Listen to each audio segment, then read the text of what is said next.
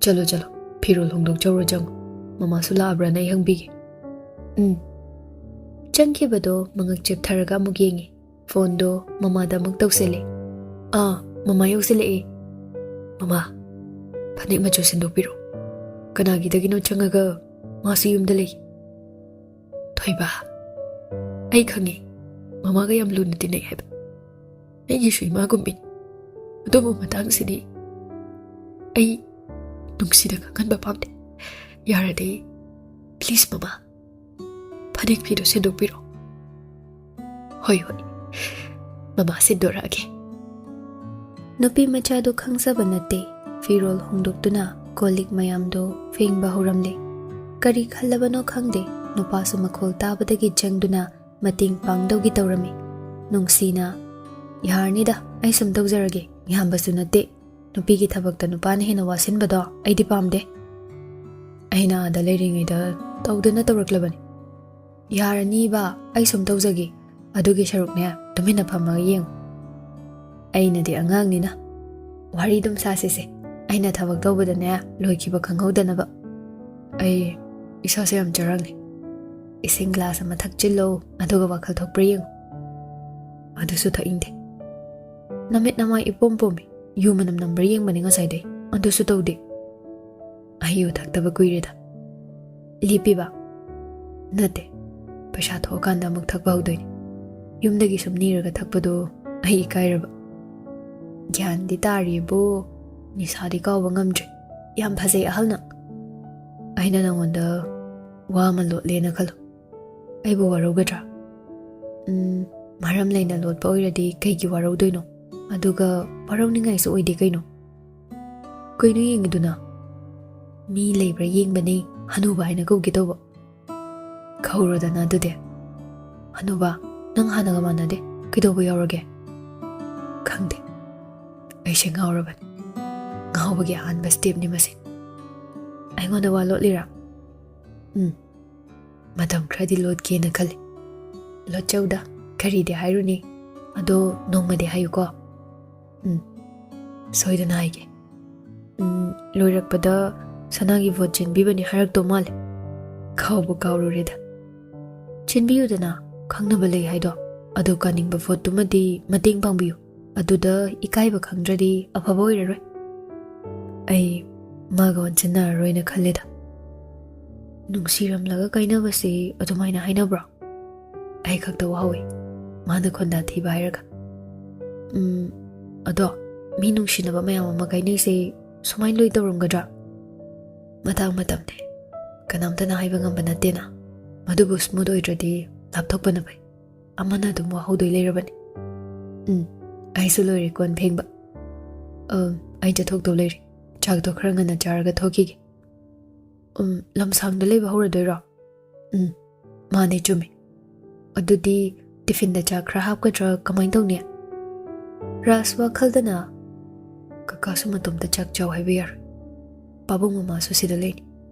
Itaw so sida leitaba yar. Amuk chingnakini. Kaigi ungino hanuba? Chakdo tiffin da khara hena hap. Ada dum charage. Nga yaudaba ngarisu yawalaroi. Madumasu ngani. Namit kharani di nangna chak thongbada khara henba tare. Kaisu kaideda. Aina hostel chatrip haudi soidana tawzagi hanubao. Akhoi yumse bread yam legandai. Leina. Ai chalon birake. Nang bread ka chawko. Chak su chadri na aido. Yarani ye. Babung hoi goina punna charageba. Makhoi ngairano. Chakhao muksoga wadoise. Nang nasa. Pakhat tuishina ay. Kaino. Mama lakpa mali. Githang mama koldai. Omdi mo jojo. Yenguge. Kori muk tawre. Khutse bhim khar paklerami. Asi hanam taham ki. Ichu da de. Is nung phadok ni. Rasi changlaktuna. Nakhoi ani di kaidawriba. Masi yengu. Aina mama lakpa mali tho'o na hairagane. Manu thokpam tawrise. Kaidawi ge chabo. Mama. Kaino sakpa mama ihong hong bagum tawi. Ay ba? Kasyo tawramoida. Hay, mama se ahal ushila abani. Aduna ni, nang naubada kraket na naurido. Nakoy yambong na hairi se chumma bani. Ngasa ayuk tagi ni, ꯍꯥꯟꯅꯒ ꯃꯥꯟꯅꯕ ꯁꯛꯐꯝꯁꯨ ꯅꯠꯇꯦ ꯆꯥ ꯂꯣꯏꯗꯧꯔꯦ ꯃꯃꯥꯁꯨ ꯈꯔ ꯊꯛꯄ ꯌꯥꯎꯔꯣ ꯊꯣꯏꯕ ꯑꯩ ꯊꯛꯅꯤꯡꯗ꯭ꯔꯦꯗ ꯃꯃꯥ ꯑꯉꯥꯡ ꯃꯇꯝꯗ ꯊꯛꯄ ꯅꯨꯡꯉꯥꯏꯕ ꯅꯠꯇꯦ ꯄꯨꯟꯅ ꯊꯛꯃꯤꯟꯅꯧ ꯕ꯭ꯔꯦꯗꯁꯨ ꯆꯥꯁꯤꯀꯣ ꯃꯃꯥ ꯑꯗꯨꯗꯤ ꯆꯥꯔꯔꯣꯏꯒꯦ ꯍꯣꯔꯦꯟ ꯏꯔꯦꯟꯖꯅꯅꯦ ꯆꯥꯛ ꯑꯣꯏꯅ ꯆꯥꯒꯦ ꯍꯧꯖꯤꯛ ꯑꯗꯨ ꯆꯥꯁꯤꯜꯂꯗꯤꯅꯦ ꯆꯥꯛ ꯆꯥꯕ ꯑꯃꯨꯛ ꯌꯥꯔꯔꯣꯏꯕ ꯃꯃꯥ ꯑꯩ ꯂꯝꯁꯥꯡꯗ ꯂꯩꯕ ꯆꯠꯂꯗꯣꯏꯅꯤ ꯑꯩ ꯂꯩꯇ꯭ꯔꯗꯤ ꯌꯥꯔꯣꯏꯗꯧꯔꯤ ꯄꯥꯕꯨꯡꯅ ꯍꯪꯉꯁꯨ ꯈꯔ ꯐꯅꯕ ꯈꯨꯝꯕꯤꯌꯨꯀꯣ ꯑꯩꯈꯣꯏꯒꯤꯗꯤꯅꯦ ꯅꯪꯅ ꯍꯥꯏꯔꯗꯤ ꯌꯥꯔꯦ ꯁꯤ ꯊꯧ ꯂꯥꯎ ꯑꯩꯁꯨ ꯀꯥꯗ ꯀꯩꯀꯩꯅꯣ ꯈꯔ ꯌꯦꯡꯒꯦ ꯃꯃꯥ ꯌꯥꯝꯕꯨꯡꯁꯦ ꯀꯨꯊꯤꯗ ꯃꯇꯝ ꯈꯔ ꯉꯥ ꯆꯥꯅꯨ ꯍꯥꯏꯌꯦ ꯑꯗꯨꯅ ꯑꯩꯈꯣꯏ ꯉꯥ ꯌꯥꯎꯗꯕꯤꯗ ꯈꯔ ꯆꯥꯔꯁꯤꯀꯣ ꯃꯇꯝ ꯈꯔꯗꯤ ꯍꯣꯏ ꯏꯕꯦꯝ ꯍꯧꯒꯠꯀꯦ ꯇꯧꯕꯒ ꯇꯟꯖꯥ ꯆꯥꯗꯅ ꯁꯅꯥꯗꯨ ꯐꯣꯟ ꯇꯧꯔꯛꯂꯝꯃꯤ ꯀꯔꯤꯒꯨꯝꯕ ꯈꯔꯗꯤ ꯊꯣꯛꯂꯦ ꯈꯪꯖꯩ ꯏꯪ ꯇꯞꯅ ꯁꯥꯎꯗꯅ ꯐꯣꯟꯗꯨ ꯄꯥꯏꯈꯠꯂꯦ ꯀꯩ ꯂꯩꯔꯦ ꯀꯥꯏꯅ ꯗꯥꯅ ꯇꯧꯔꯤꯁꯦ ꯀꯩꯅꯣ ꯍꯥ ꯃꯤꯕꯨ ꯃꯌꯥꯝꯃꯥꯡꯗ ꯐꯨꯏ ꯍꯥꯏꯁꯦ ꯀꯩꯒꯤꯅꯣꯕ ꯀꯅꯥꯕꯣ ꯍꯧꯖꯤꯛꯇ ꯈꯪꯗꯕ ꯁꯥꯔꯤꯗꯣ ꯀꯩꯒꯤꯅꯣ ꯊꯣꯃꯥꯁꯇꯣ ꯑꯩꯒ ꯈꯪꯅꯩ ꯈꯪꯅ ꯀꯩꯒꯤꯅꯣ ꯃꯉꯣꯟꯗ ꯈꯨꯠ ꯊꯥꯔꯛꯂꯤꯕ ꯀꯩ ꯅꯨꯡꯉꯥꯏꯇꯕ ꯂꯩꯒꯦꯕ ꯅꯪꯒ ꯃꯥꯒ ꯄꯨꯟꯅ ꯂꯩꯕ ꯅꯠꯇ꯭ꯔꯣ ꯅꯠꯇ꯭ꯔꯒ ꯀꯥꯏꯗ ꯂꯩꯒꯦ ꯑꯩꯉꯣꯟꯗ ꯃꯤꯅ ꯇꯝꯂꯛꯄꯅꯤ ꯑꯩꯅ ꯌꯨꯅꯤꯚꯔꯁꯤꯇꯤꯗ ꯂꯥꯛꯑꯣꯅ ꯀꯧꯈꯤꯕꯅꯤ ꯑꯗꯨꯒꯅꯦ ꯑꯆꯨꯝꯕ ꯋꯥꯗꯣ ꯂꯣꯏ ꯇꯥꯔꯅꯤ ꯑꯁꯦꯡꯕꯁꯨ ꯈꯪꯗ꯭ꯔꯤꯕ ꯑꯗꯨꯒ ꯁꯥꯎꯒꯠꯂꯤꯕ ꯑꯩꯒꯤ ꯄꯨꯟꯁꯤꯗ ꯑꯃꯨꯛ ꯍꯟꯅ ꯌꯦꯠꯄꯤꯔꯅꯨ ꯑꯩꯒ ꯍꯥꯟꯅ ꯈꯪꯅꯔꯝꯃꯦ ꯍꯥꯏꯗꯨꯅ ꯃꯁꯤꯗꯤ ꯐꯖꯕ ꯋꯥꯠꯂꯤ ꯅꯈꯣꯏ ꯑꯅꯤ ꯎꯅꯅꯤ ꯍꯥꯏꯕ ꯅꯠꯇ꯭ꯔꯣ ꯀꯔꯤꯃꯨꯛ ꯇꯧꯔꯦ ꯂꯥꯜꯂꯦ ꯈꯣꯠꯂꯦ ꯍꯥꯏꯕꯒꯤ ꯃꯇꯥꯡꯗꯨꯅꯦ ꯍꯪꯒꯦ ꯇꯧꯔꯤꯁꯦ ꯑꯣ ꯅꯁꯥꯒꯤ ꯅꯔꯥꯜ ꯅꯁꯥꯅ ꯌꯥꯔꯕꯣꯏꯔꯦ ꯍꯣꯏ ꯃꯥ ꯂꯥꯛꯄꯒ ꯀꯣꯜ ꯇꯧꯍꯜꯂꯛꯈꯤ ꯑꯗꯨꯒꯅꯦ ꯂꯥꯜꯂꯦꯗꯣ ꯍꯥꯏꯖꯔꯛꯑꯣ ꯊꯝꯃꯒꯦ ꯌꯥꯔꯕ ꯅꯠꯇ꯭ꯔꯣ ꯊꯝꯃꯣ ꯌꯥꯔꯦ ꯅꯨꯄꯤ ꯑꯅꯤꯗꯨꯗꯤ ꯃꯥꯒꯤ ꯃꯑꯣꯡꯗ ꯏꯉꯛꯉꯛꯅ ꯌꯦꯡꯗꯨꯅ ꯂꯩꯔꯝꯃꯤ ꯀꯩꯗꯧꯔꯦ ꯃꯃꯥ ꯆꯥꯗꯨ ꯊꯛꯆꯤꯜꯂꯣ ꯍꯧꯖꯤꯛꯇ ꯀꯥꯗ ꯆꯪꯅꯤ ꯍꯥꯏꯔꯝꯂꯒ ꯀꯩꯗꯧꯔꯕ ꯀꯩꯁꯨ ꯇꯧꯗꯦꯗ ꯄꯥꯎ ꯑꯃ ꯇꯝꯃꯛꯄꯅꯤ ꯃꯃꯤꯠꯁꯤꯅ ꯊꯅꯨꯡ ꯌꯧꯔꯦ ꯇꯧꯔꯤꯁꯦ ꯑꯗꯨꯒ ꯐꯣꯟꯗꯒ ꯉꯥꯎꯔꯤ ꯃꯥꯜꯂꯤꯅꯦ ꯅꯪꯒꯤ ꯆꯥ ꯊꯛꯄꯗꯣ ꯂꯣꯏꯁꯤꯜꯂꯣ ꯊꯕꯛ ꯑꯔꯨꯕ ꯑꯃ ꯆꯠꯃꯤꯟꯅꯗ ꯌꯥꯗ꯭ꯔꯦ ꯃꯣꯔꯦ ꯑꯃꯨꯛ ꯄꯜꯂꯛꯀꯅꯤ ꯅꯠꯇꯦꯀꯣ ꯍꯥꯏ ꯑꯉꯥꯡꯁꯦ ꯀꯗꯥꯏꯗ ꯄꯨꯗꯣꯏꯅꯣ ꯑꯣꯖꯥ ꯑꯃ ꯈꯪꯅꯍꯟꯒꯦꯅ ꯇꯧꯕꯅꯦ ꯉꯁꯤ ꯅꯠꯇ꯭ꯔꯗꯤ ꯃꯇꯝ ꯂꯩꯔꯔꯣꯏꯗꯕ ꯑꯗꯨ ꯑꯣꯏꯔꯒ ꯀꯣꯛ ꯆꯠꯍꯧꯔꯣꯗꯅ ꯑꯩ ꯁꯨꯃꯥꯏꯅ ꯁꯨꯝ ꯂꯥꯛꯑꯒꯦ ꯌꯥꯅꯤꯅ ꯐꯃꯜꯂꯦ ꯁꯛꯇꯥꯗꯨꯒ ꯍꯥꯏꯔꯨꯔꯗꯤ ꯍꯥꯏꯗꯤ ꯑꯩꯒꯤ ꯁꯛꯇꯥꯁꯤꯒꯤꯅꯤꯀꯣ ꯍꯩꯗꯦ ꯀꯨꯏꯔꯛꯀꯅꯨꯀꯣ ꯊꯣꯏꯕ ꯅꯪꯁꯨ ꯅꯊꯧ ꯌꯥꯝꯂꯤꯕꯅꯤ ꯑꯩꯁꯨ ꯅꯣꯡꯉꯥꯟꯕ ꯉꯥꯏꯕ ꯉꯝꯂꯣꯏꯗꯣꯏꯅꯤ ꯅꯁꯥꯅ ꯒ꯭ꯌꯥꯟ ꯇꯥꯖꯧꯁꯤꯗ ꯂꯩꯔꯦ ꯃꯃꯥ ꯀꯞꯇ ꯁꯣꯝꯗ ꯌꯥꯔꯦ ꯑꯩ ꯑꯗꯨꯝ ꯇꯧꯔꯒꯦ ꯅꯈꯣꯏ ꯑꯅꯤ ꯆꯠꯇꯧꯗꯣ ꯑꯗꯨꯝ ꯆꯠꯂꯨꯔꯣ ꯆꯥꯛꯇꯨꯗꯤ ꯑꯩ ꯍꯜꯂꯛꯑꯒ ꯑꯗꯨꯝ ꯊꯣꯡꯒꯦꯀꯣ ꯄꯥꯕꯨꯡ ꯆꯥ ꯆꯠꯄ ꯅꯪꯅꯕ ꯔꯥꯖ ꯋꯥꯈꯜꯗꯅ ꯀꯩꯁꯨ ꯈꯪꯖꯗ꯭ꯔꯤꯕ ꯑꯉꯥꯡꯁꯦ ꯃꯈꯣꯏꯅ ꯅꯝꯗꯅ ꯑꯔꯥꯟꯕ ꯃꯤꯠꯌꯦꯡꯗ ꯄꯨꯗꯧꯔꯦ ꯑꯩ ꯀꯅꯥꯅꯣ ꯈꯪꯍꯟꯕ ꯇꯥꯔꯦꯗꯅ ꯆꯠꯂꯁꯤ ꯊꯦꯡꯕ ꯌꯥꯔꯣꯏꯌꯦ ꯄꯥꯈꯠꯀꯅꯨꯀꯣ ꯒꯥꯔꯤꯁꯦ ꯊꯧꯕꯥꯜ ꯐꯥꯎ ꯌꯥꯝ ꯋꯥꯅ ꯊꯦꯝꯂꯒ ꯌꯧꯕ ꯌꯥꯅꯤ ꯑꯗꯨꯅ ꯀꯩꯁꯨ ꯂꯥꯞꯅ ꯆꯠꯂꯣꯏ ꯑꯩ ꯀꯩꯝ ꯍꯪꯖꯗꯦ ꯑꯁꯥꯎꯕ ꯃꯥꯏꯊꯣꯡꯗꯤ ꯎꯠꯂꯝꯗꯦ ꯊꯃꯣꯏꯗꯨ ꯐꯥꯊꯔꯒ ꯌꯨꯅꯤꯚꯔꯁꯤꯇꯤ ꯇꯝꯅ ꯑꯅꯤꯗꯨ ꯂꯥꯛꯂꯦ ꯒꯦꯠ ꯌꯧꯕꯒ ꯃꯥꯕꯨ ꯈꯪꯕ ꯁꯦꯀ꯭ꯌꯨꯔꯤꯇꯤ ꯌꯥꯎꯕꯅꯤꯅ ꯒꯥꯔꯤꯗꯣ ꯑꯃꯨꯛ ꯈꯥꯝꯂꯨꯗ꯭ꯔꯦ ꯇꯣꯏꯅ ꯂꯥꯛꯂꯝꯕ ꯃꯐꯝ ꯑꯣꯏꯕꯅ ꯁꯅꯥꯅ ꯂꯩꯔꯝꯗꯧꯕ ꯃꯐꯝꯗꯣ ꯏꯔꯥꯏ ꯂꯥꯏꯅ ꯈꯪꯂꯝꯃꯤ ꯇꯣ ꯍꯩꯅꯧ ꯃꯥꯟꯕꯁꯦ ꯑꯁꯤꯗ ꯂꯩꯔꯤꯁꯦ ꯎꯕ꯭ꯔꯥ ꯄꯥꯎꯒ ꯇꯝꯅꯔꯤꯁꯦ ꯑꯣꯖꯥ ꯎꯅꯕ ꯂꯥꯛꯑꯒ ꯃꯈꯣꯏꯅ ꯀꯃꯥꯏꯅ ꯁꯤꯗ ꯑꯩ ꯇꯨꯡ ꯏꯟꯅꯔꯣ ꯑꯩ ꯇꯧꯒꯦ ꯌꯦꯡꯉꯣ ꯅꯨꯄꯤꯁꯨ ꯑꯗꯨꯝ ꯏꯅꯩ ꯊꯣꯃꯥꯁꯇꯨꯗꯤ ꯃꯥ ꯎꯕꯗ ꯂꯦꯝꯕꯤꯁꯨ ꯂꯩꯕꯅ ꯃꯁꯥꯗꯣ ꯃꯊꯣꯡ ꯈꯪꯗ ꯐꯤꯡꯕ ꯍꯧꯏ ꯑꯁꯥꯎꯕꯅ ꯍꯦꯜꯂꯕ ꯔꯥꯖꯇꯣ ꯃꯥꯕꯨ ꯀꯥꯎꯕꯅ ꯍꯥꯜꯂꯤ ꯂꯦꯝꯕꯤ ꯈꯣꯜ ꯀꯜꯂꯞꯅ ꯉꯥꯎꯔꯕꯗ ꯃꯐꯝꯁꯤꯗ ꯂꯥꯛꯑꯒ ꯃꯤꯕꯨ ꯀꯥꯎꯔꯤꯁꯦ ꯍꯣꯏ ꯑꯁꯤ ꯅꯪꯒ ꯈꯪꯅꯩ ꯍꯥꯏꯗꯥꯏ ꯍꯧꯒꯠꯍꯜꯂꯣ ꯑꯁꯦ ꯋꯥ ꯍꯥꯏꯒꯦꯅ ꯂꯥꯛꯄꯅꯤ ꯑꯩꯒꯤ ꯄꯨꯟꯁꯤꯗ ꯌꯦꯠꯄ ꯂꯣꯏꯗ꯭ꯔꯤ ꯃꯥꯜꯂꯤꯅꯦ ꯌꯥꯔꯤꯕ ꯃꯥꯅꯧꯔꯅꯨꯕꯤ ꯑꯩꯅ ꯅꯪꯒꯤ ꯄꯨꯟꯁꯤꯗ ꯌꯦꯠꯄ ꯂꯩꯇꯦ ꯌꯨꯅꯤꯚꯔꯁꯤꯇꯤ ꯕꯣꯠ ꯀꯥꯅꯤꯡꯉꯗꯤ ꯑꯔꯥꯟꯕ ꯅꯄꯜꯗꯣ ꯊꯥꯗꯣꯛꯄꯅ ꯐꯒꯅꯤꯅ ꯍꯥꯏꯔꯤꯕ ꯄꯥꯕꯨꯡꯆꯥ ꯍꯜꯂꯁꯦ ꯅꯪ ꯃꯈꯣꯏ ꯑꯅꯤꯁꯦ ꯀꯤꯔꯤꯔꯣ ꯀꯩꯒꯤ ꯀꯤꯗꯣꯏꯅꯣ ꯄꯥꯕꯨꯡꯆꯥ ꯂꯩꯁꯤꯗꯤ ꯇꯣ ꯃꯁꯤꯒꯤ ꯅꯨꯄꯤꯁꯤꯅꯤ ꯁꯤꯒꯤ ꯅꯨꯄꯥꯁꯤꯒ ꯈꯪꯅꯔꯤꯁꯦ ꯑꯗꯨꯒ ꯅꯨꯄꯥꯁꯤꯅ ꯅꯪꯕꯨ ꯅꯨꯡꯇꯤꯒꯤ ꯂꯨꯝꯕ ꯂꯥꯛꯂꯤꯕ ꯑꯍꯟ ꯃꯤ ꯀꯩꯅꯗꯕ ꯁꯤꯟꯒꯅꯨ ꯏꯕꯣ ꯅꯁꯥꯗꯨ ꯏꯄꯥ ꯄꯥꯈꯠꯂꯤꯗꯣ ꯍꯥꯟꯅ ꯑꯃꯨꯛꯇ ꯐꯥꯊꯅꯕ ꯇꯧꯅꯤ ꯁꯅꯥ ꯂꯦꯝꯕꯤꯁꯅꯥ ꯑꯩ ꯋꯥ ꯍꯥꯏꯔꯝꯒꯦ ꯅꯪꯒꯤ ꯄꯨꯟꯁꯤꯗ ꯑꯩꯅ ꯌꯦꯠꯇꯕꯀꯣ ꯑꯩꯒꯤ ꯄꯨꯟꯁꯤꯗ ꯅꯪ ꯌꯦꯠꯂꯛꯀꯅꯨ ꯑꯩꯗꯤ ꯌꯦꯠꯈꯤꯕ ꯂꯩꯇꯦ ꯅꯨꯄꯥ ꯑꯁꯤ ꯁꯣꯛꯄꯗ ꯅꯪꯅ ꯁꯥꯎꯔꯤꯕꯗꯣ ꯑꯗꯨꯗꯒꯤ ꯍꯦꯟꯅ ꯅꯨꯡꯁꯤ ꯁꯣꯛꯄꯗ ꯑꯩꯒꯤ ꯐꯠꯇꯕ ꯃꯌꯥꯝ ꯑꯃ ꯎꯔꯛꯀꯅꯤ ꯈꯤꯇꯪꯗ ꯒ꯭ꯌꯥꯟ ꯇꯥꯅꯁꯤ ꯑꯣ ꯗꯥꯒꯤ ꯅꯨꯄꯤ ꯑꯣꯏꯔꯦ ꯅꯣꯏꯒꯤ ꯍꯧꯅꯕꯤ ꯂꯣꯏꯕꯨ ꯂꯣꯏꯅꯔꯕ ꯀꯣꯏꯕꯨ ꯀꯣꯏꯅꯔꯕ ꯀꯧꯕꯨ ꯀꯧꯅꯔꯕ ꯅꯨꯄꯤꯅꯤ ꯍꯥꯏꯕꯒꯤ ꯋꯥꯈꯜꯂꯣꯟꯗꯣ ꯊꯥꯗꯣꯛꯄꯅ ꯐꯅꯤ ꯇꯥꯟꯖꯥꯗꯨꯗ ꯊꯣꯃꯥꯁꯅ ꯍꯣꯡꯗꯅ ꯂꯩꯔꯤꯅꯤ ꯀꯌꯥꯝ ꯅꯥꯇꯩ ꯆꯥꯅꯤꯒꯦ ꯍꯣꯡꯅꯤꯡ ꯃꯇꯝꯗ ꯍꯣꯡꯗꯧꯔꯤꯕ ꯑꯩꯗꯤ ꯅꯪꯗꯧꯅꯗꯤ ꯇꯧꯗꯦ ꯍꯥꯏꯔꯤꯕ ꯁꯅꯥ ꯑꯩ ꯃꯇꯝ ꯑꯃꯗ ꯅꯪꯉꯣꯟꯗ ꯊꯝꯈꯤꯕ ꯕꯦꯕꯥꯔꯗꯣ ꯉꯁꯤꯁꯨ ꯃꯥꯡꯍꯟꯅꯤꯡꯗ꯭ꯔꯗꯤ ꯃꯥꯕꯨ ꯒ꯭ꯌꯥꯟ ꯇꯥꯅꯕ ꯈꯔ ꯍꯥꯏꯌꯨ ꯅꯨꯡꯁꯤꯅ ꯅꯨꯄꯥ ꯅꯪ ꯅꯨꯡꯇꯤꯒꯤ ꯀꯣꯂꯦꯖꯇ ꯂꯥꯛꯑꯒ ꯑꯩꯕꯨ ꯊꯤꯟꯗꯣꯛ ꯊꯤꯟꯖꯤꯟ ꯇꯧꯕꯤꯒꯦꯁꯨ ꯍꯥꯏꯅꯣ ꯑꯩꯗꯤꯅꯦ ꯄꯥꯕꯨꯡ ꯅꯠꯇ꯭ꯔꯒ ꯄꯥꯕꯨꯡꯆꯥ ꯂꯩꯌꯦ ꯑꯣ ꯁꯣꯝꯗꯅ ꯀ꯭ꯂꯥꯁ ꯌꯥꯎꯗꯕꯒꯤ ꯑꯩꯅ ꯅꯣꯠ ꯁꯦꯝꯒꯠꯄ ꯑꯝ ꯁꯥꯎꯈꯤꯅꯣ ꯕꯕꯤ ꯂꯣꯏꯔꯕꯅꯤ ꯅꯪ ꯉꯁꯤ ꯅꯨꯃꯤꯠꯇꯒꯤ ꯂꯣꯏꯔꯕꯅꯤ ꯑꯣꯏ ꯉꯁꯤꯗꯒꯤ ꯅꯕꯥꯅꯤ ꯑꯩꯈꯣꯏꯅꯤꯗ ꯌꯦꯜꯂꯛꯄꯗꯅꯦ ꯑꯐꯕ ꯑꯣꯏꯔꯣꯏꯀꯣ ꯄꯥꯕꯨꯡꯆꯥ ꯑꯗꯨꯗꯤ ꯑꯣꯖꯥ ꯎꯅꯔꯁꯦ ꯅꯪ ꯁꯤꯅ ꯁꯤꯡꯕ ꯋꯥꯠꯄꯁꯤꯅ ꯃꯕꯨꯛ ꯆꯝꯕꯕꯨꯗꯤ ꯑꯣꯏꯔꯤꯕ ꯑꯣꯖꯥ ꯎꯅꯕ ꯂꯥꯛꯄ ꯅꯠꯇꯦꯃꯤ ꯋꯥꯔꯛꯄ ꯋꯥꯠꯄ ꯑꯅꯤ ꯋꯥꯔꯛꯄ ꯂꯥꯛꯏꯅꯤ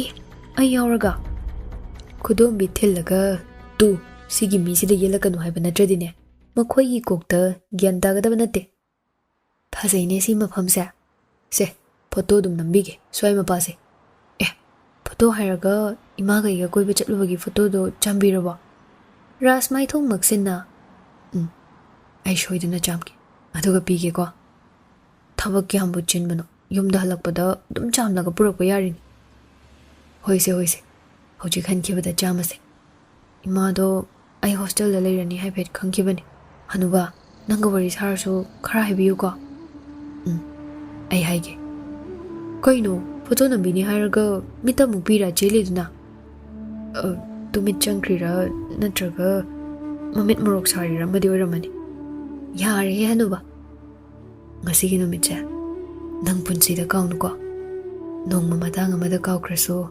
ꯑꯃꯨꯛ ꯅꯤꯡꯁꯤꯡꯉꯨ ꯍꯅꯨꯕ ꯅꯪ ꯉꯥꯎꯔꯦ ꯌꯨꯝꯗ ꯍꯜꯂꯁꯤ ꯂꯥꯛꯑꯣ ꯉꯥꯏꯈꯣꯁꯦ ꯐꯣꯇꯣ ꯅꯝꯕꯤꯒꯦ ꯃꯦꯃꯣꯔꯤ ꯑꯣꯏꯅꯕ ꯃꯌꯨꯝꯗ ꯄꯨꯟꯅ ꯂꯩꯃꯤꯟꯅꯔꯤꯕ ꯑꯉꯥꯡꯗꯣ ꯈꯪꯍꯟꯗꯅꯕ ꯍꯣꯠꯅꯕꯗ ꯃꯌꯥꯝꯗꯣ ꯑꯋꯥꯕ ꯑꯃ ꯑꯣꯏꯔꯝꯃꯤ ꯎꯆꯤꯟ ꯅꯥꯆꯤꯟꯅ ꯑꯁꯇꯤꯗꯤ ꯂꯣꯏꯈ꯭ꯔꯦ ꯅꯟꯗꯣꯅ ꯃꯥꯒꯤ ꯍꯣꯁꯇꯦꯜꯒꯤ ꯍꯥꯏꯕꯗꯨꯁꯨ ꯌꯥꯅꯔꯦ ꯁꯣꯔꯥꯠ ꯅꯨꯃꯤꯠꯇ ꯍꯣꯡꯖꯤꯟꯕ ꯇꯥꯗꯧꯔꯤ ꯁꯣꯝꯗ ꯇꯧꯗꯧꯕ ꯊꯕꯛ ꯃꯌꯥꯝꯁꯤꯒ ꯀꯃꯥꯏꯅ ꯇꯧꯅꯤ ꯇꯧꯔꯤꯁꯤꯗꯤ ꯔꯥꯁꯅ ꯕꯕꯥ ꯑꯗꯣ ꯑꯩꯅ ꯏꯇꯥꯎꯗ ꯃꯥꯕꯨ ꯊꯤꯟꯕꯤꯗꯕ ꯌꯥꯗꯦꯅ ꯀꯅꯥ ꯍꯥꯏꯕꯅꯤ ꯑꯩꯈꯣꯏ ꯄꯨꯂꯞ ꯁꯣꯔꯥꯠ ꯆꯠꯀꯗꯕꯅꯤ ꯀꯀꯥ ꯃꯇꯣꯝꯇ ꯊꯥꯗꯣꯛꯄꯁꯨ ꯌꯥꯔꯨꯏ ꯈꯪꯗ꯭ꯔꯦꯗ ꯑꯉꯥꯡꯁꯤꯒꯤ ꯃꯔꯥꯏꯕꯛꯁꯦ ꯀꯔꯤ ꯍꯥꯏꯗꯣꯏꯅꯣ ꯈꯪꯗꯦ ꯄꯤꯛꯇ ꯄꯤꯛꯄ ꯑꯣꯏꯔꯝꯂꯁꯨ ꯑꯇꯣꯞꯄ ꯅꯨꯄꯤ ꯑꯃ ꯌꯦꯡꯕꯒꯤ ꯋꯥ ꯍꯧꯗꯣꯛꯄ ꯌꯥꯕꯅꯤ ꯑꯦꯔꯥ ꯑꯗꯨꯛ ꯅꯨꯡꯁꯤꯅꯅ ꯂꯧꯔꯤꯕ ꯅꯨꯄꯤꯗꯨꯅ ꯂꯩꯈꯤꯗ꯭ꯔꯦ ꯍꯥꯏꯔꯒ ꯑꯇꯣꯞꯄ ꯀꯩꯒꯤ ꯂꯧꯗꯣꯏꯅꯣ ꯅꯨꯄꯤ ꯌꯥꯝ ꯄꯥꯝꯕꯩ ꯋꯥ ꯅꯠꯇꯦꯅꯦ ꯃꯁꯤ ꯆꯠꯅꯔꯣꯜꯅꯤꯅꯦ ꯅꯨꯄꯥ ꯃꯇꯣꯝꯇꯅ ꯑꯉꯥꯡ ꯌꯣꯛꯄꯗꯤ ꯌꯥꯔꯣꯏꯗꯅ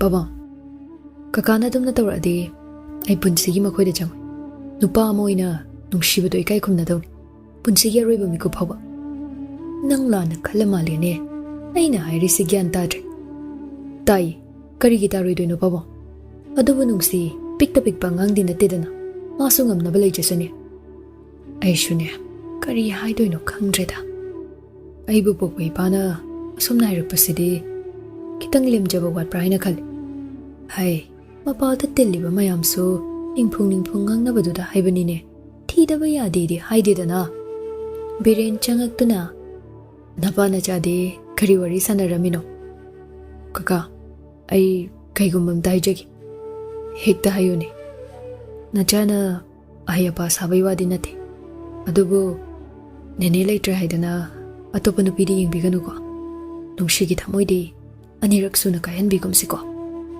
ꯍꯥꯏ ꯑꯩꯒꯤ ꯄꯨꯟꯁꯤꯗ ꯅꯨꯄꯤ ꯑꯅꯤ ꯂꯣꯟꯒꯦ ꯍꯥꯏꯕ ꯋꯥꯈꯜ ꯇꯧꯗꯦꯀꯣ ꯏꯅꯥꯎ ꯅꯨꯄꯥ ꯍꯥꯛꯇꯛꯇ ꯈꯤꯔꯕ ꯊꯕꯛꯅꯤ ꯃꯗꯣ ꯑꯩꯅ ꯈ꯭ꯋꯥꯏꯗꯒꯤ ꯄꯥꯝꯗꯕꯅꯤ ꯅꯟꯗꯣꯅ ꯃꯄꯥꯜꯗ ꯑꯌꯥꯝꯕ ꯍꯥꯏꯅꯕꯗꯨꯗ ꯑꯩꯅꯁꯨ ꯍꯦꯛ ꯍꯥꯏꯔꯨꯔꯦ ꯋꯥꯔꯧꯔꯤꯕ ꯍꯥꯏꯗꯨꯅꯤ ꯀꯔꯤꯒꯤ ꯅꯨꯄꯤ ꯊꯤꯗꯣꯏꯅꯣꯅꯦ ꯏꯆꯥ ꯂꯩꯁꯥꯕꯤ ꯐꯥꯔꯤ ꯃꯥꯒꯤ ꯂꯨꯍꯣꯡꯕ ꯅꯨꯃꯤꯠꯇꯣ ꯈꯨꯠꯁꯥ ꯊꯦꯛꯇꯨꯅ ꯉꯥꯏꯕ ꯌꯥꯔꯕ ꯃꯇꯝꯅꯤꯅꯦ ꯅꯟꯗꯣꯅ ꯈꯪꯗ꯭ꯔꯦꯗ ꯏꯕꯦꯝꯃꯒꯤ ꯃꯃꯥꯡꯗ ꯑꯩꯈꯣꯏꯁꯨ ꯃꯥꯏꯁꯦ ꯂꯩ ꯂꯩꯗꯨꯅ ꯆꯠꯂꯤꯁꯦ ꯃꯥꯅꯗꯤ ꯑꯉꯥꯡꯅꯤꯅ ꯀꯔꯤꯁꯨ ꯈꯪꯕ ꯅꯠꯇꯦ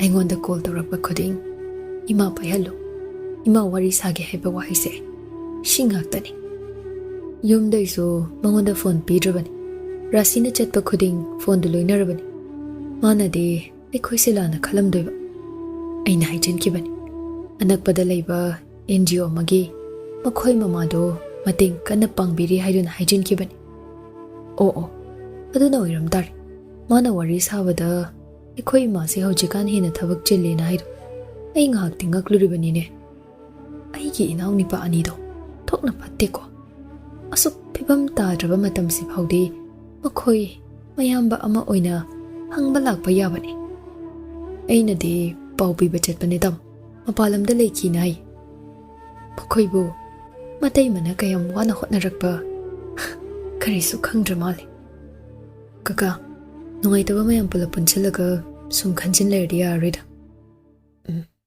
ꯁꯣꯔꯥꯠꯁꯤ ꯐꯥꯎꯗꯤ ꯑꯩ ꯉꯝꯅꯕ ꯇꯦꯛ ꯇꯦꯛ ꯍꯣꯠꯅꯔꯝꯈꯤꯅꯤ ꯑꯩ ꯃꯥꯅ ꯈꯪꯗꯕꯁꯤ ꯈꯛꯇꯅꯤ ꯈꯜꯂꯤꯁꯦ ꯑꯇꯣꯞꯄ ꯑꯝꯇ ꯆꯪꯗ꯭ꯔꯦ ꯑꯩꯒꯤ ꯀꯣꯛꯁꯤꯗ ꯉꯥꯏꯈꯣꯅꯦ ꯔꯥꯁꯤꯗꯁꯨ ꯍꯧꯖꯤꯛꯀꯥꯟ ꯋꯥꯍꯪ ꯌꯥꯝ ꯍꯪꯉ ꯃꯥꯜꯂꯦꯅꯦ ꯀꯔꯤ ꯍꯥꯏꯅ ꯍꯪꯉꯤꯅꯣꯅꯦ ꯅꯪꯗꯣ ꯃꯃꯥꯒꯤ ꯃꯔꯝꯗ ꯑꯩꯈꯣꯏꯁꯨꯅꯦ ꯃꯥꯒꯤ ꯃꯇꯧꯁꯤꯗ ꯍꯥꯏꯗꯣꯛꯂꯁꯤꯔꯥ ꯈꯜꯂꯁꯨ ꯍꯦꯛ ꯉꯝꯗꯦꯗꯣ ꯃꯄꯥꯟꯗ ꯃꯤ ꯑꯃꯨꯛ ꯂꯥꯛꯑ ꯃꯥꯜꯂꯦ ꯑꯩ ꯑꯃꯨꯛꯇ ꯊꯣꯛꯈꯤꯒꯦ ꯑꯍꯣꯏ ꯀꯀꯥ ꯑꯩ ꯆꯥꯂꯨꯜꯂꯛꯀꯦ ꯅꯨꯄꯤ ꯂꯩꯇꯕ ꯌꯨꯝꯕꯥꯟ ꯑꯣꯏꯔꯕꯅꯤꯅ ꯁꯨꯃꯥꯏꯅ ꯈꯔꯗꯤ ꯇꯧꯕ ꯇꯥꯕꯅꯤ ꯑꯩ ꯀꯩꯁꯨ ꯈꯟꯗꯦꯗ ꯄꯥꯕꯨꯡ ꯋꯥꯔꯦꯗ ꯄꯨꯟꯁꯤꯁꯦ ꯄꯩꯁꯥ ꯌꯥꯝ ꯇꯥꯜꯂꯨꯏ ꯅꯨꯡꯉꯥꯏꯅꯤ ꯈꯜꯂꯨꯕꯅꯤ ꯑꯗꯨꯕꯨ ꯑꯃꯠꯇ ꯅꯨꯡꯉꯥꯏꯕ ꯑꯣꯏꯔꯝꯗ꯭ꯔꯦ ꯄꯥꯕꯨꯡ ꯆꯥꯁꯦ ꯑꯃꯨꯛꯇ ꯌꯦꯡꯕꯤꯌꯨ ꯇꯟꯖꯥꯁꯤꯗ ꯐꯣꯟ ꯑꯃꯨꯛ ꯂꯥꯛꯏꯁꯦ ꯑꯃꯗꯨꯒꯤ ꯁꯣꯏꯗꯅ ꯑꯣꯏꯔꯝꯅꯤ ꯀꯗꯥꯏ ꯆꯤꯅꯤꯗꯣ ꯑꯩ ꯊꯥꯈꯧꯔꯒꯦ ꯄꯤꯛꯇꯛ ꯇꯧꯕ ꯌꯨꯝꯅꯤ ꯍꯦꯟꯅ ꯂꯩꯁꯤꯟꯅꯤꯡꯉꯥꯏ ꯃꯐꯝ ꯑꯃ ꯂꯩꯕ ꯅꯠꯇꯦ ꯆꯥꯛꯈꯨꯝ ꯃꯆꯤꯗꯨꯗ ꯐꯣꯟ ꯋꯥꯔꯤ ꯁꯥꯅꯕ ꯍꯣꯠꯅꯔꯝꯃꯤ ꯍꯅꯨꯕ ꯀꯥꯏ ꯂꯩ ꯀꯥꯏꯗ ꯂꯩꯅꯤꯒꯦ ꯑꯩꯅꯕꯣ ꯌꯦꯟ ꯑꯅꯧꯕ ꯃꯌꯥꯝ ꯂꯧꯔꯦ ꯍꯥꯏꯕ ꯄꯥꯎ ꯇꯥꯏꯅꯦ ꯃꯤꯠꯅꯗꯤ ꯎꯗ꯭ꯔꯤ ꯑꯗꯨꯅ ꯊꯥꯖꯕ ꯋꯥꯠꯂꯤ ꯅꯣꯡꯃ ꯆꯠꯂ ꯂꯣꯏꯔꯦ ꯀꯩꯅꯣ ꯑꯩꯁꯦ ꯋꯥ ꯑꯃ ꯍꯥꯏꯒꯦ ꯇꯧꯕꯅꯤ ꯋꯥ ꯍꯥꯏꯗ꯭ꯔꯤꯉꯩ ꯂꯥꯏꯔꯤꯛ ꯄꯥꯒꯦꯗꯤ ꯂꯩꯇꯗꯅ ꯐꯣꯟ ꯄꯥꯏꯔꯤꯁꯦ ꯀꯩꯒꯤꯅꯣ ꯅꯪꯅ ꯄꯥꯝꯂꯤꯕ ꯄꯥꯟꯗꯝꯗꯣ ꯀꯔꯝꯅ ꯐꯪꯒꯅꯤ ꯐꯣꯟꯗ ꯁꯨꯝ ꯉꯥꯎ ꯂꯩꯔꯗꯤ ꯑꯩ ꯄꯥꯏꯌꯦ ꯑꯗꯨꯕꯨ ꯋꯥꯈꯜꯁꯦ ꯌꯥꯝ ꯆꯔꯥꯡꯅꯩ ꯔꯥꯁ ꯅꯨꯡꯉꯥꯏꯇꯕꯗꯣ ꯂꯣꯠꯁꯤꯜꯂꯒ ꯀꯩꯗꯧꯕꯩ ꯋꯥꯈꯜ ꯆꯔꯥꯡꯅꯗꯣꯏꯅꯣ ꯅꯪꯅ ꯄꯥꯕ ꯌꯥꯕ ꯔꯦꯐꯔꯦꯟꯁ ꯃꯌꯥꯝ ꯑꯃ ꯂꯩꯔꯤꯗꯨꯗꯤ ꯈꯪꯗꯕ ꯂꯩꯔꯁꯨꯅꯦ ꯑꯣꯖꯥꯗ ꯀꯣꯛ ꯍꯪꯉ ꯂꯣꯏꯔꯦ ꯄꯥꯕꯨꯡꯒ ꯃꯃꯥꯒꯁꯤ ꯍꯟꯗꯛꯇꯤ ꯌꯥꯝ ꯆꯤꯟꯕ ꯃꯥꯜꯂꯦ ꯆꯤꯜꯂꯦ ꯍꯥꯏꯕꯅꯤ ꯀꯩꯗꯧꯔꯦ ꯑꯩꯅ ꯐꯣꯟ ꯈꯔ ꯄꯥꯏꯔꯝꯕꯗꯨꯁꯨ ꯑꯩ ꯄꯥꯏꯅꯤꯅ ꯁꯨꯝ ꯂꯣꯠꯄ ꯃꯥꯜꯂꯦ ꯂꯣꯠꯂꯝꯃꯣꯏꯗ ꯅꯍꯥꯟꯈꯩꯗꯤ ꯑꯩꯅ ꯀꯣꯜ ꯇꯧꯅꯤꯡꯕ ꯃꯇꯝꯗ ꯇꯧꯒꯦ ꯐꯪꯕꯅꯤ ꯍꯧꯖꯤꯛꯀꯥꯟꯗꯤ ꯃꯃꯥꯒꯤ ꯁꯛꯐꯝ ꯍꯥꯟꯅ ꯌꯦꯡꯉꯒ ꯂꯧꯔꯦ ꯁꯤꯁꯨ ꯍꯅꯨꯕ ꯅꯉꯣꯟꯗ ꯇꯧꯒꯦ ꯍꯥꯏꯕꯗꯩ ꯄꯤꯔꯛꯏꯅꯤ ꯃꯃꯥꯗꯨꯕꯨ ꯀꯩꯒꯤꯅꯣ ꯑꯉꯥꯡꯗꯣ ꯐꯣꯟ ꯄꯤꯗ꯭ꯔꯤꯁꯤꯕꯣ ꯉꯁꯤꯀꯣ ꯑꯩꯅ ꯌꯨꯝꯗ ꯀꯣꯛ ꯍꯜꯂꯛꯑꯒ ꯐꯣꯟ ꯑꯃ ꯂꯩꯔꯨꯅꯤꯁꯦ ꯂꯩꯕꯤꯅꯨꯗ ꯑꯩꯒꯤ ꯊꯥꯈꯤꯕ ꯁ꯭ꯀꯣꯂꯔship ꯐꯪꯂꯛꯈꯤꯅꯤ ꯑꯗꯨꯒ ꯕꯦꯁꯤꯛ ꯍꯦꯟꯁꯦꯠ ꯑꯃ ꯂꯩꯒꯦ ꯌꯨꯝꯒ ꯋꯥꯔꯤ ꯁꯥꯕꯗ ꯌꯥꯝ ꯅꯨꯡꯉꯥꯏꯇꯦꯕ ꯑꯩꯕꯨ ꯍꯥꯏꯖꯧ ꯍꯥꯏꯔꯗꯤ ꯐꯣꯟꯗꯤ ꯇꯁꯦꯡꯅ ꯄꯥꯏꯍꯟꯅꯤꯡꯗꯦ ꯃꯇꯥꯡ ꯃꯇꯝꯒꯤꯅꯤ ꯃꯃꯥ ꯀꯩꯝ ꯍꯥꯏꯗ꯭ꯔꯣ ꯅꯪꯅ ꯅꯨꯡꯉꯥꯏꯇ꯭ꯔꯤꯁꯦ ꯑꯩꯉꯣꯟꯗ ꯍꯥꯏꯌꯨꯁꯦ ꯑꯩꯉꯣꯟꯗ ꯈ꯭ꯋꯥꯏꯗꯒꯤ ꯇꯊꯤꯅ ꯇꯧꯈꯤꯕꯁꯨ ꯍꯅꯨꯕ ꯅꯪꯅꯤ ꯑꯗꯨꯒ ꯑꯩꯅ ꯈ꯭ꯋꯥꯏꯗꯒꯤ ꯀꯣꯏꯗꯕꯁꯨ ꯍꯅꯨꯕ ꯅꯪꯅꯤ ꯅꯨꯡꯁꯦ ꯀꯞꯀꯅꯨ ꯀꯩꯗꯧꯔꯒꯦ ꯁꯤ ꯌꯥꯝꯕꯨꯡꯗ ꯅꯪꯒꯤ ꯅꯨꯡꯉꯥꯏꯇꯕꯗꯣ ꯍꯥꯏꯌꯣꯕ ꯅꯨꯃꯤꯠ ꯃꯁꯤꯡ ꯌꯥꯝꯃꯤ ꯏꯃꯥꯒ ꯋꯥꯔꯤ ꯁꯥꯔꯛꯇꯕ ꯃꯥ ꯀꯟꯅ ꯉꯝꯍꯧꯗꯕꯅꯤ ꯃꯪꯗꯗꯤ ꯇꯣꯏꯅ ꯎꯔꯝꯃꯤ ꯕꯕꯥꯁꯨ ꯍꯥꯟꯅꯒ ꯃꯥꯟꯅꯈꯤꯗ꯭ꯔꯦ ꯍꯦꯔꯥ ꯑꯗꯨꯒꯤ ꯀꯞꯄ ꯍꯧꯅꯗꯦꯁꯦ ꯍꯧꯖꯤꯛ ꯑꯩꯅ ꯅꯪꯒꯤ ꯃꯅꯥꯛꯇ ꯂꯥꯛꯑꯒ ꯅꯪꯅ ꯀꯞꯄ ꯊꯦꯝꯕ ꯉꯝꯕꯁꯨ ꯅꯠꯇꯦ ꯍꯣꯏ ꯄꯨꯡ ꯑꯃꯅꯤꯒꯤ ꯃꯇꯨꯡꯗ ꯑꯩ ꯌꯧꯔꯛꯅꯕ ꯇꯧꯕꯗꯤ ꯌꯥꯏ ꯑꯩ ꯀꯞꯇꯦ ꯅꯪꯒꯤ ꯈꯣꯟꯖꯦꯜꯗꯨꯅ ꯅꯪ ꯀꯞꯂꯦ ꯍꯥꯏꯕ ꯑꯩ ꯈꯪꯉꯤ ꯅꯦꯅꯦꯗꯣ ꯊꯕꯛ ꯌꯥꯝ ꯆꯤꯜꯂꯤ ꯅꯪꯁꯨ ꯈꯪꯉꯤꯗꯨꯅꯤ ꯀꯀꯥꯁꯨ ꯃꯥꯒꯤ ꯕꯤꯖꯤꯅꯦꯁꯇꯣ ꯍꯟꯗꯛꯇꯤ ꯌꯥꯝ ꯆꯥꯎꯈꯠꯂꯦꯅ ꯍꯥꯏꯌꯦ ꯑꯣ ꯁꯤꯅ ꯐꯠꯇ꯭ꯔꯣ ꯏꯆꯤꯟ ꯆꯤꯟꯅ ꯂꯩꯕꯁꯤꯅ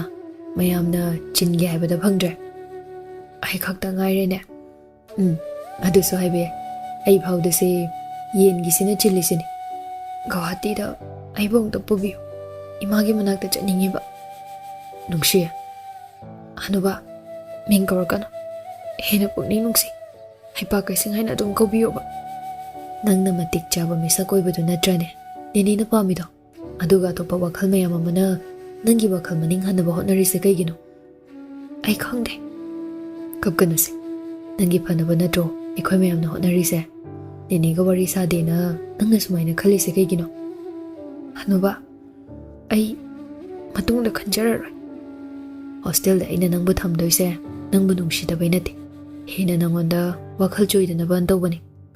Ai adogidi kaisu khandeda. Marakta sutida adum la aloire. Nangi tuition ojado sune aina pau phongnare. Aduda adum lakani. Ado imado wari saradi aina hangi ena hayu ko. Soidana haige. Nang jet taw kuidrabani ko. Pochai ataidi thoidokna khanganu. Lairik to loina sunaba hapchinba kauni. Hanuba nangi laptop se supuki kya. Nangi oikrabani. Adu gamli idudi. Nangi oiredudi. Aduna pamuribani. Parise aisu thaba malai. Kona mukwari sasi ko. Nungaitaba khanba yade ko. Lairik padoba. Phone do thamnakre. Nandona hairaklame. Yare yare. Chado aina piramlabani. Ibe mana kari haireno ne. Ekoina hongliba mongse masu khanglibani. Aduna hangakbani babo. Hotnabani. Aduba kari di upai lai. Matam kharadi lotnaba hotnaba tabani. Hayeng mana warauraga sap solaso. Ai isane yana dum lawjarage babo. Asumna wari sanaboi sanadaboi tawraga nongma amagi matamdi haukiba khanghaude. Sorat namit oibana mayumda lakpa phau sanglamde nupa made. Mama mapaso nupi awat apa yenglamlaga sorat mafamda lakle. Rasina ibungo bimoldane loina sinaramlabani. Mana horen thilura matung pau haira agena haibani. Adu boiradi phare mama. Somda ega pabungna hairamba mayamso langba loirabani. Tan hanaba leisabi mayamso leiriba natro. Oh, leiribani. Horen nga dangbagiso chatanaba haikibani. Mama nong kaibiyo. Mando mayayda khongliba moibungi khonjeldu changde. Bimolgi number dagi hanjin call tawraklibado nungsini haiba khangbana maningda thoraktuna phone du paikhatle kaishu tawdaba saduna. Ida hanuba aini. Oh, gyandar. Idawna nangbo hostel da thinbiraba natro. Yumda leiribo. Aina chatawre khangna mama su pabungsu aruba karma malai haiduna hatho dum chatkre. Ihe makoi angang ge wada pamte yingsalamdra baba. Yenge adubu thamoina pende. Ima su phone to holakani haraga suktaw to holakte. Ai haige se. Nomen tara hena hairadobu hojika maina mokhaidoino. Ai thajade. Yare haibirano. Saukino minangbo. Aina su pukning nungsirisa. Kanana su khangba natte ko. Ai budi angangni. Adudi hainuda. Ai khangi sidi. Yambungna khangdana kai khangdoino. Baba phange ai hostel changani khangini. Chatlamdai ai paisa ni dawsu natte. Wahayam to oirasu haibirakpa yabani. Thabaga chinba leibagi soidana oiramni minangbo. Phana chinduna su aingondagi hena chinba thaba kari muk leiramgane. Nangna haidusu chume. Chume. Masina taba topa wahayam ta leitra baba. Saugat kinomi. Ngai ko. Moibungi makolda. Kanagi kedoba chatlige. Ai buthin gi de haida kai chatpaduna hena luraba natraba. Ibani university da chatminaba numituga ngasi nangna hostel da jangba numitchiga. Numit anise. Nang punsida amuk hana kawganu ko. Kawroi. Ai punsigi kaw. Asuk thamoy sokpabo. Hena thamoy sokhaningde. Adunani. As. Ai am pendeda. Fondo itawdang tabiyo. Nangonda piramo na haige. Yaharani. Wari sana ningbam isu sana babangde. Phone si